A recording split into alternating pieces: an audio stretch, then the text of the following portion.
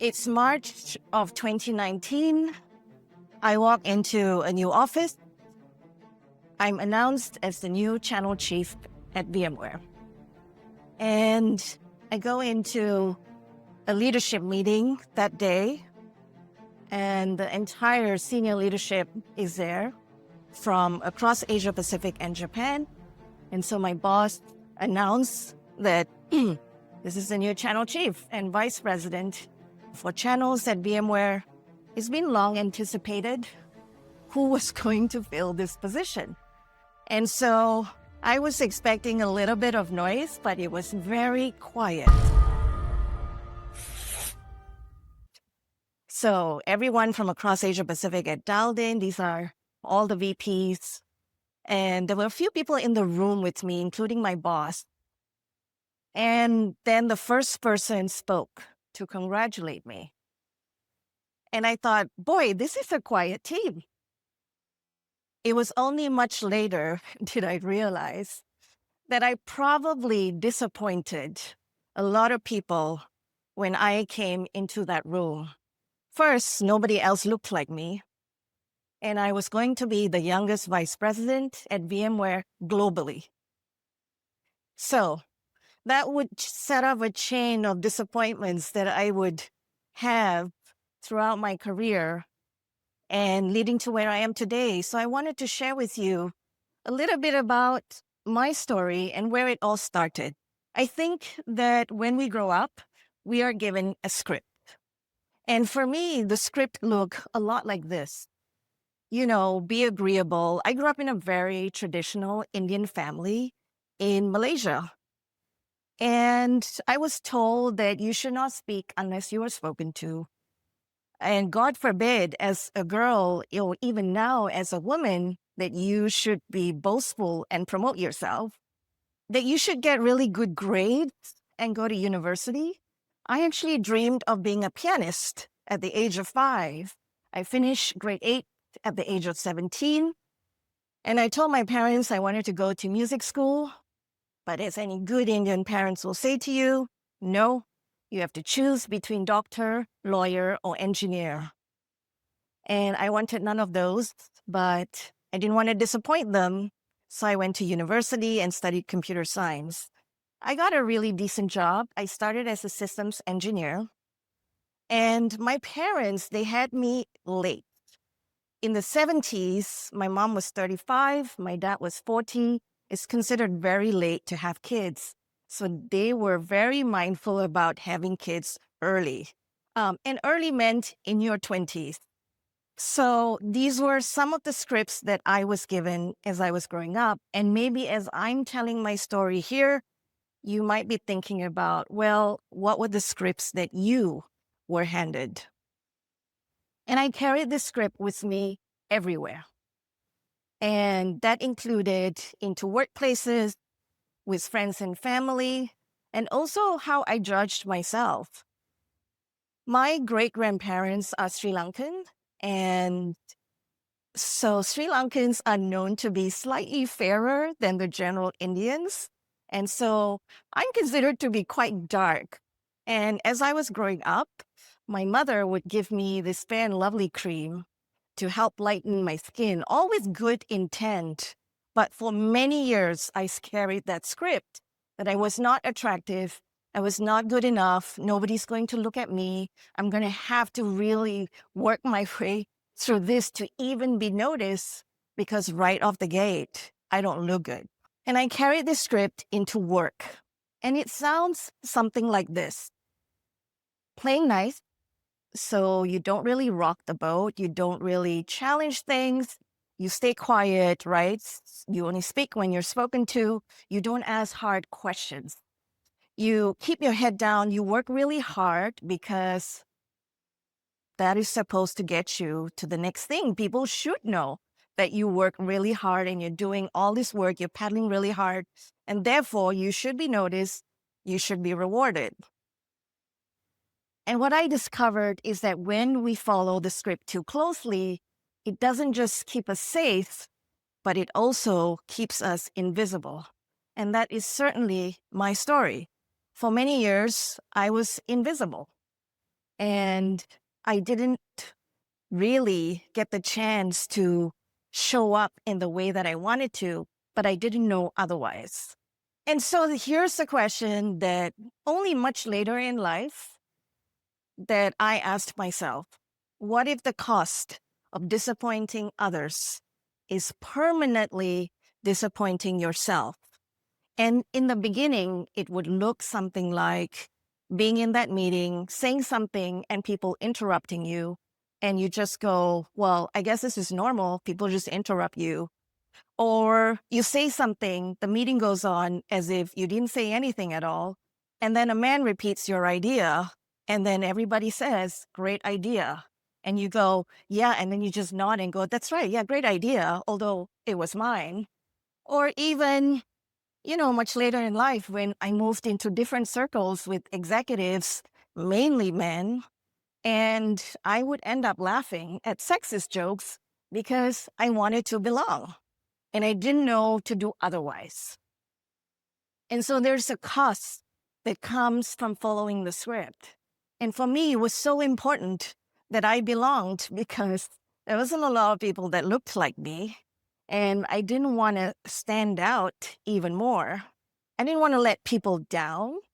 I was given this position. I was grateful. I had all these opportunities. I got to travel the world. I was fearing a lot of judgment, right? How can someone be so vocal or has hard questions? And I didn't want to be isolated. I think that in workplaces, we all want to belong and we want to try to fit in. And so, for the first 10 years of my career, I only wore pants because that's all I saw. And I thought that's how women should dress. And so I tried to fit in as much as possible. And the way that it showed up for me continually was over delivering. So if somebody said I had to deliver X, I'd be like X times 5. I'd be working extra late. I put in all the additional effort. A lot of times the credit didn't even go to me. Staying silent to keep the peace, and even playing small to avoid criticism. So I would try to fit into the boxes that were given to me as what I thought I was meant to belong in. And so I only started realizing some of the patterns when I experienced some breaking points in my life. Saying no to visibility was a big one. You heard me talk about that, being youngest in the room with the biggest roles. It wasn't like maybe 2+ years later at VMware, I was then announced to run the commercial organization in addition to being the channel chief. So overnight, I went from 200+ people to 800, and it made me the second most powerful person in Asia Pacific after my boss. And so, was there more disappointments? Absolutely. And I chose not to get married till much later in my 40s. And that disappointed my parents. They're no longer here. So they actually didn't get to see me married and carried a big weight of that. I decided not to have children. Also, maybe to the disappointment for a lot of people. But that doesn't make me any less maternal. I have 4 nephews. I have a Labradoodle. I have a community of women. There's so many other ways to demonstrate this. I'm also divorcing. Oh, God forbid, in Indian culture, you get divorced. And I started building spaces that didn't exist. And one of them, for example, is Walk the Talk that I started 2 years ago. I believe that in the corporate space, in any working world, there is 2 currencies. Your performance currency, so how great you are at what you do, and your relationship currency.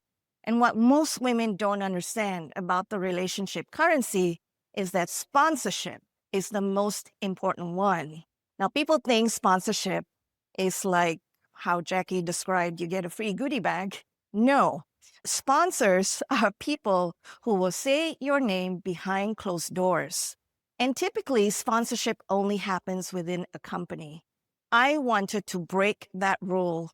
And I thought if I could get the most powerful men in Singapore, all C-suites and board members to come out and commit to sponsor women they haven't even met before through very specific matchmaking at the back that I could break this cycle of why should sponsorship only happen within a company and have women access some of the most powerful men. So we've done it 2 years in a row now. We do it on International Women's Day. And every year, about 300 people show up, between 88 to 100 CEOs come. And so I hope to make this a global movement. But that's where I think, you disappoint others and you go, how come women get access to all these men? Suddenly, it's like, why not? And leaving the corporate world was another big one. I think that when I chose to take the redundancy at VMware and to say, bye, I actually had the next job lined up. And it was a very big job. And so a lot of people on my team was like, Uma, when you get there, they don't know who it is. They don't care. When you get there, bring us with you. And I'm like, okay, yeah, I'm going to bring you with me. And then I decided that I was going to leave the corporate world full stop, right? And it disappointed a lot of people because they were just expecting to come with me, which is, some of the burden that you carry as a leader that I felt like I owed this team, that I needed to continue to take care of them at the cost of disappointing myself. And so some of the biggest decisions of my life has come from that. And the cost looks, a little bit like this. I remember Monday, which is the forecast day at VMware. 8 o'clock, I would get 3 forecast files from the operations folks. And then I would run forecasts with my APJ leaders. I would eat at my desk at 11:30. And then I go into a 12 o'clock senior leadership forecast call. That is a typical Monday. And one Monday in August, out of nowhere, my right arm locks up. And what do we typically do? We just brush it off. We just think, well, it's just another thing happening to my body. What I didn't know then was that was the early signs of perimenopause. And so I ignored it for a year because that's what you do when you're in corporate. You just hustle and you ignore what your body is saying to you. I also wanted to continue on the path. A huge part of me found it really hard to let go leaving the tech world because I felt obligated to bring all of the people with me that I had built and not normalizing what was real. So I walk into the VMware office to sign my redundancy papers in November. It is hard news for a lot of people, but I was the most senior to sign first in Asia Pacific. And I decided I am going to publicize this news. And I want to remove the stigma of being made redundant. Why does redundancy equal you are unwanted, you were not good enough, all of those things that come with it. And so after I signed my papers, I had VMware HR and Broadcom HR in the room, downstairs, signed. And I looked at the VMware HR person and I said, can you please take a photo of me with my redundancy papers? And she said, what? I said, yes. And I was actually happy to sign the papers. So there is a photo of me that went viral on LinkedIn because I decided to make this normal, right? Why can't senior executives talk about being made redundant? And so that gave the permission for so many at VMware to announce their exit because there's so much shame attached to this. And I think there's a way to not disappoint yourself and end up breaking some of these rules and disappoint a lot of people. I had so many messages from people in the industry. It's like, how could you put that on LinkedIn? And I'm like, how could I not? So I hope that gives you a little bit insight into my story and maybe it inspires you to rewrite your scripts. And that is my fundamental belief. And here are some of my new scripts. So the old script was to blend in and not stand out. And the new script is to stand in your onlyness. And what do I mean by onlyness? Onlyness is the thing that only you notice. And if you haven't figured this out yet, in the next day or two, start thinking and noticing about when you start seeing things and then you say it to another person and they're like, I didn't see that, or I didn't hear that, but you are the only person who saw or heard that. That is part of your onlyness. Now, other parts of onlyness can show up in many different ways. During the pandemic, I decided to color my hair purple. And there we were all working from home. And I thought, well, this is a great chance, right? I don't have to go to the office. I just have to do the Zoom calls. I'm going to test this color purple. And so on my first call, I switched my camera on. It's like 200 people on the call. And so I just say off the bat, good morning, everybody. Thank you for joining. And yes, my hair is purple. And all the women were like private messaging me. It's like, oh, wow, that's so cool. And, I was wearing dark blue and black for the longest time. All the corporate colors aligned to men. I decided at VMware that I was going to be colorful. One of my colleagues would say that the fourth floor at VMware is now the most colorful thanks to you. I also remember in my first week at VMware, another VP was bringing me around the office. And then I saw my team from Southeast Asia sitting in the room. And so as I'm walking by them, I just waved to them. And my other colleague, who's also a VP, he turns to me and he says, we don't wave here. Like VPs don't wave. I was like, well, I wave. So I'm going to wave. So what is your onlyness, right? Let that come out. The other thing is to keep your head down and results will speak for itself. The new script is that visibility matters more than perfection. I think for me, I waited for things to be perfect before I made them visible. One of the things that we worked on at VMware was just having a set of certifications or partners that was services ready. And I remember my first QBR with the global team, we were the lowest in the world to have that. And so I was questioned like a few weeks into my role, why it was so low. And then we just continued to run a campaign on why this was the most important thing. And although we never got to the high numbers immediately, every single time we made progress, I would send out an email. And I'm sure you can appreciate that every time a win story comes out internally, the last people to be mentioned is the channels team, right? And so I would copy everybody on that email and talk about the partner. I don't care. These are all receipts that you can collect. When Pat Gelsinger, the CEO at VMware at that time, came to do our customer forums around Asia Pacific, we got these badges for all these services partners. And it wasn't many of them, but everywhere he went, it was this cool badge that costed next to nothing. And then we made a whole PR out of it that other partners went like, I want one of those, right? It was less than $10, but it was this thing.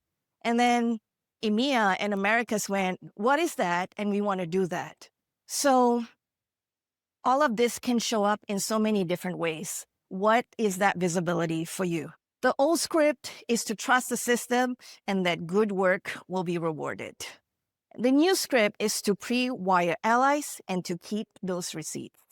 Sometimes for very important meetings, before you go into them, one of my best hacks is to pre-wire people to double my voice.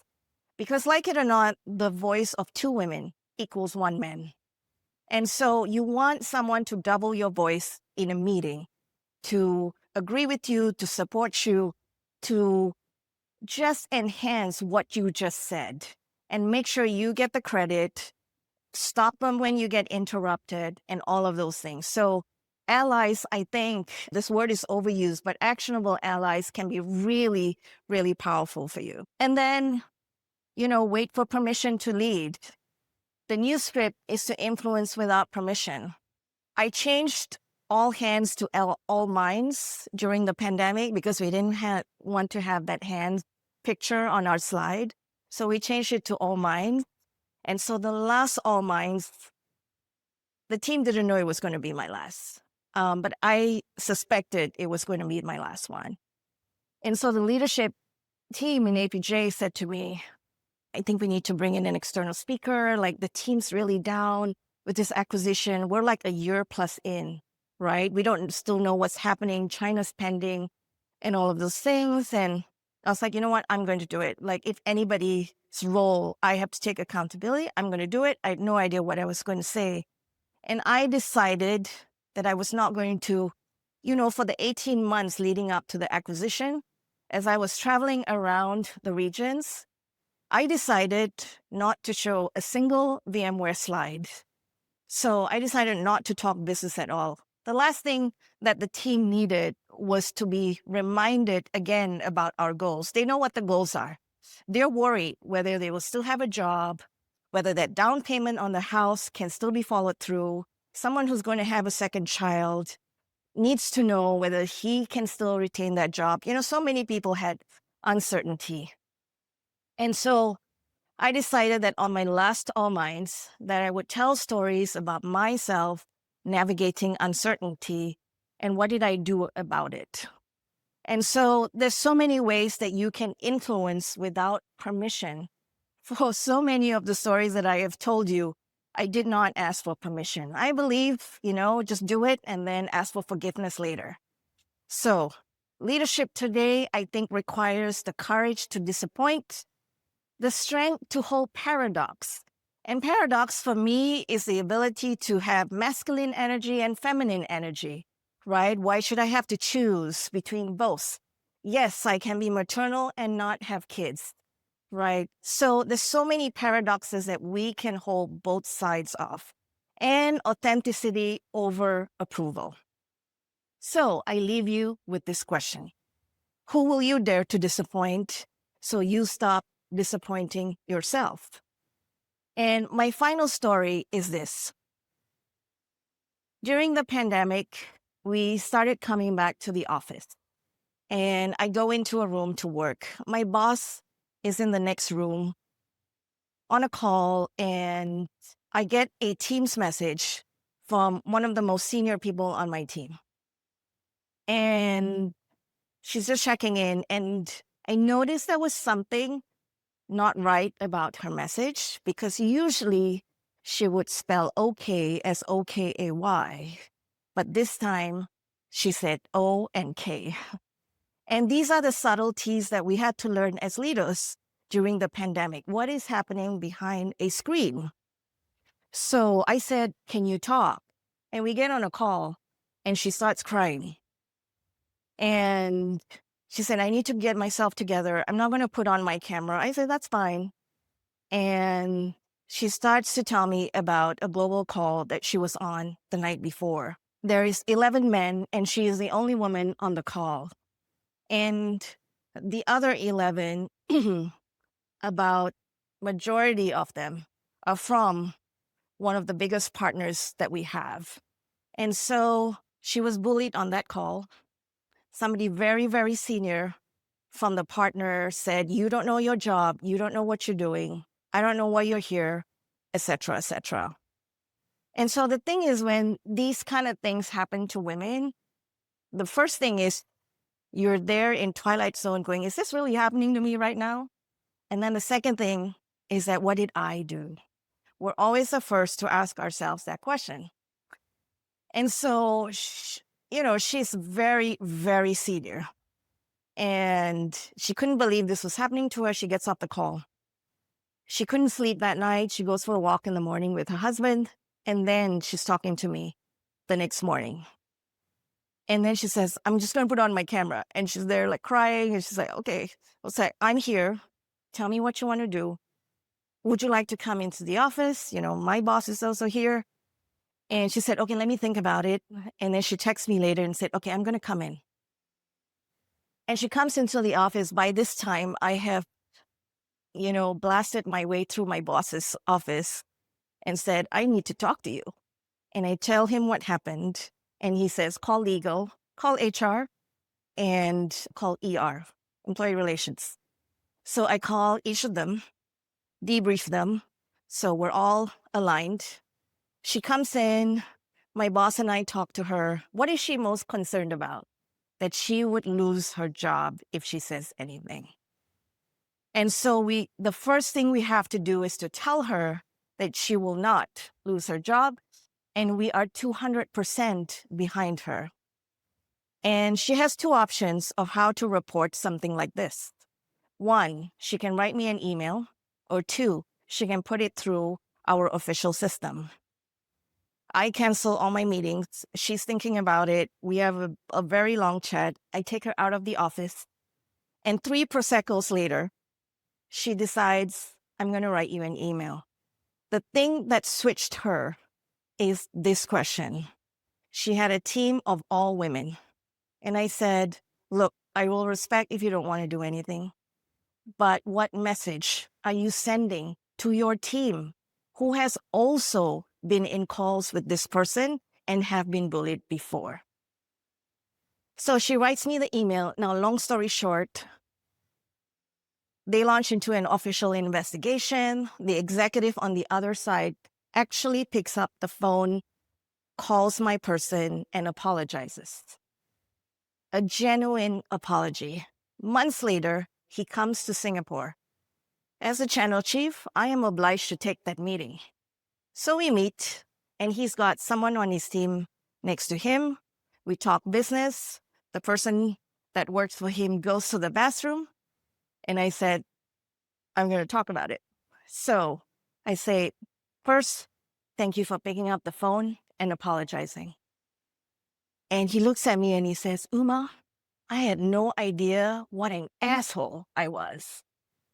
And why is that? Because nobody had ever said anything before. And so that behavior is normalized until the first person chose to do something about it by disappointing a lot of people. And we had a great conversation, and he is now one of the biggest allies and champions out there. And that's how we create change, one person at a time. The moment he's going to see a similar behavior now, he's going to be the first person that speaks up. We are friends till today. So, and that's why when one woman rewrites the script, she gives others the permission to do the same. So I hope you will join me on a mission to elevate 5 million women. This is a newsletter I write myself, not GPT, every 2 weeks. And I give you all of the secrets that I have ever learned free. I also write them on LinkedIn, but this is in much longer form. And I'm on this mission to raise 5 million women in business globally. Hopefully, a lot of them will be in Asia. And I hope you'll join me on this. And I put a lot of video content. If you don't like reading and you just want watching videos, I push 2 videos out a day. And this is my channel. And I talk about a lot of stuff that I just talked about. And if you would love to hear them, I'd appreciate for you to subscribe. So thank you for having me. And I always say the people in the channel are one of the most underrated in skills. I think I wrote a post about this before, right? And I used to say, like, my number one job is to keep my boss out of jail, right? Because we have, especially in Asia, right? There's so many things that are going on, but we are operations, legal, enablement, programs, sales, business development, marketing, finance. We are all of that. And so I hope you are proud to be in the channel and know that you are building stackable skills that are going to allow you to just do anything that you want with your life, whatever you choose that to be. So I hope you'll dare to disappoint. Thank you.